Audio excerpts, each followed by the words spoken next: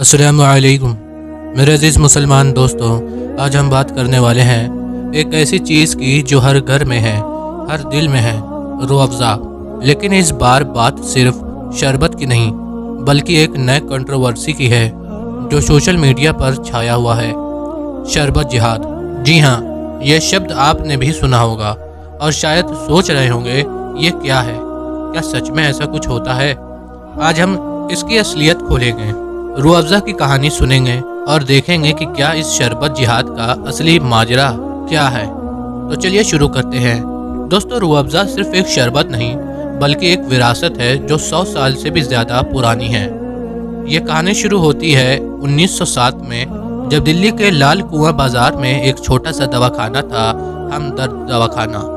इस दवाखाने के मालिक हकीम हाफिज़ अब्दुल मजीद एक यूनानी हकीम थे। उन दिनों दिल्ली में गर्मी अपना रूप दिखा रही थी। लोग डिहाइड्रेशन, डस्ट और गर्मी की वजह से परेशान थे। हकीम साहब ने सोचा क्यों ना एक ऐसा शरबत बनाया जाए जो ना सिर्फ प्यास बुझाए बल्कि सेहत को भी फ़ायदा दे। उन्होंने अलग अलग जड़ी बूटियाँ, फलों, फूलों और मसालों का इस्तेमाल किया और एक लाल गहरा शरबत बनाया। पहले ये शरबत एक दवा के रूप में दिया जाता था, लेकिन लोगों को इसका स्वाद इतना पसंद आया कि ये जल्द ही हर घर का हिस्सा बन गया। इस शरबत का नाम रखा गया रूह अफ़ज़ा, मतलब रूह को ताज़ा करने वाला। और ये नाम बिल्कुल सही था, क्योंकि इसने न सिर्फ जिस्म को ठंडक दी बल्कि दिल को भी सुकून दिया। आज रूह अफ़ज़ा सिर्फ हिंदुस्तान ही नहीं, पाकिस्तान, बांग्लादेश और दुनिया भर में मशहूर है। दस्तरखान हो या सहरी का नाश्ता, रूह अफ़ज़ा हर जगह अपनी जगह बनाता है। लेकिन दोस्तों, ये सफ़र इतना आसान नहीं था। हकीम साहब के बाद उनकी फैमिली, उनकी बीवी राबिया बेगम और उनके बेटे अब्दुल हमीद और अब्दुल सईद ने इस विरासत को आगे बढ़ाया। 1947 में जब हिंदुस्तान और पाकिस्तान अलग हुए, हमदर्द भी दो हिस्सों में बढ़ गया, एक पाकिस्तान में और एक हिंदुस्तान में। लेकिन रूह अफ़ज़ा का जादू हर जगह बरकरार रहा। दोस्तों, रूह अफ़ज़ा सिर्फ एक शरबत नहीं बल्कि एक जज्बात है। रमज़ान में इफ्तार के वक्त जब रूह अफ़ज़ा का गिलास हाथ में आता है तो वो सुकून, वो खुशी, उसका कोई मोल नहीं। ये सिर्फ प्यास नहीं बुझाता बल्कि लोगों को एक दूसरे के करीब लाता है।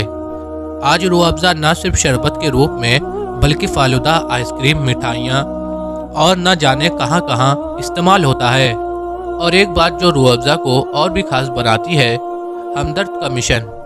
हकीम हाफिज़ अब्दुल मजीद के बाद हमदर्द को एक चैरिटेबल ट्रस्ट बनाया गया।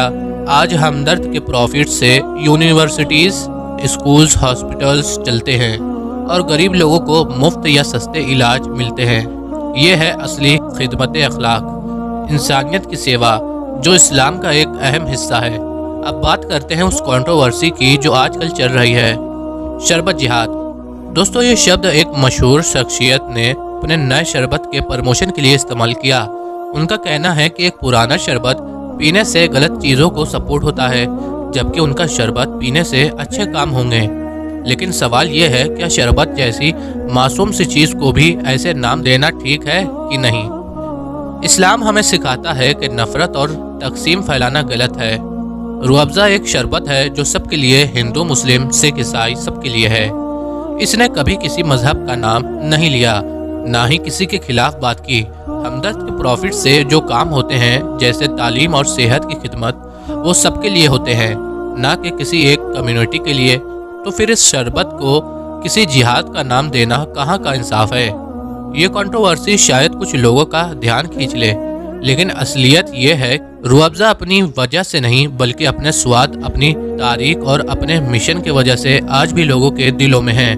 और हमें चाहिए कि हम ऐसी बातों में न पड़ें जो लोगों को बांट दे, बल्कि वो चीज़ें अपनाएं जो हमें जोड़ें।